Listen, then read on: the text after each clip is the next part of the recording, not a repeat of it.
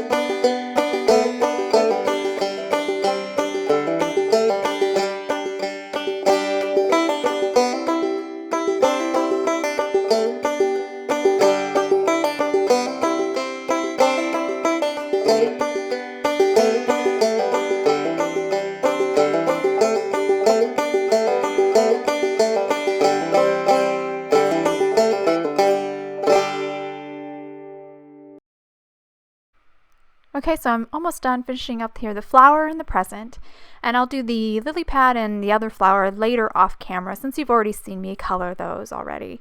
Once I finish coloring everything, I use the matching dies to die cut it out. So now I'm going to stamp my sentiment and a couple musical notes onto this arch panel.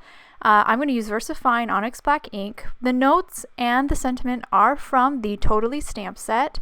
I did actually snip the notes stamp. It's actually 4 notes in a line. I snipped some of the notes apart so I could kind of have the notes frame the window a little bit. Next, I'm going to take this ink blended card base, the green one that we did earlier, and I'm going to adhere it down to this 110-pound white card base. I'm doing this because that green cardstock is very lightweight. It's only 60, and I really want to have a nice sturdy card. The white card base is cut to the same dimensions as the green, except for once I folded it, I did trim down the ends about a little bit less than 1/8 of an inch, so like 1/16 of an inch. And then I just used the tape runner to adhere the green panel the green card base to the white card base. So now I'm going to start to construct the frame or the channel for my slider card, or my slider. I'm going to start by doubling up some foam tape. So you just saw me take the foam tape out and then fold it upon itself. So I've got 2 layers of foam tape now stuck together. I'm doing it again here just for a little bit more. I'm going to use this small amount here to go around the edge of the arched panel. I'm going to remove the back on half of this, or the back's one side of this doubled up foam tape, and place it right down here at the bottom of the panel. And then I'll take that small amount that I created and I will snip with my scissors thin strips. And again, these thin strips are what I'm going to put around the arch. So I can bend these a little bit more easily, and I definitely need to make them thin so I have enough room for my slider to slide around inside the channel. And the great thing about doubling up your foam tape this way is that you only essentially have to get one side of the backing off, and the other one comes off because it's just wrapped around. So it goes a little bit faster peeling the backing off of the foam tape. And now you can see I just worked my way around the arched part, and now I'm going to remove that last piece of foam tape there, and now I'll stick it right down onto my card base. Once I stuck this down, I'm going to move onto actually adhering some of the images. And adhere basically everything except for the jumping frog and the present. I'm just adhere the flowers and the frogs right down onto the base of this panel. I'm just using some liquid adhesive here. This is Tombow Mono multi-liquid adhesive, and just going to stick everything down.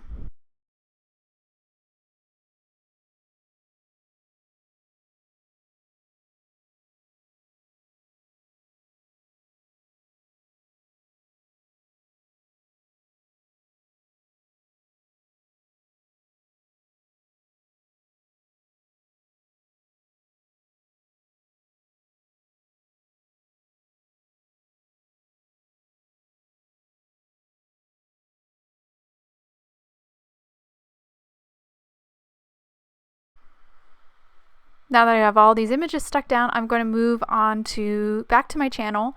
I'm going to take that ring, or that frame, that circle frame that we cut, and just put some more liquid glue on the back side of it and stick it right in the inside of this circle window. And now I'm going to I almost put glue on there. I don't want to do glue. I have to do foam tape again. So I've got some more doubled up foam tape, and I'm just going to round the edges a little bit here just to make sure that the frog will move very freely or very cleanly when I get that all put together. But before I stick this down, I'm going to grab my dime. I'm using a dime instead of a penny. Normally when people make these cider cards, they'll use a penny, but the image is just a little bit too small for that penny, so a dime worked really well for this. So I stuck a dime in there, and now and then put that circle down, and now I'm cutting a little bit of acetate. just a small little strip. This is just going to connect the present and the frog, so they always stay separate, so that poor frog will never actually get the present. And I just used again some little bit more of that liquid adhesive to hold the acetate to the back of the frog, then a little bit more of it on the end of the adhesive, or in the end of the acetate, so that the to adhere the present down to it. And now I'm going to take some more foam tape and I'm going to double it up. This time I'm just going to snip it in half and put two halves together.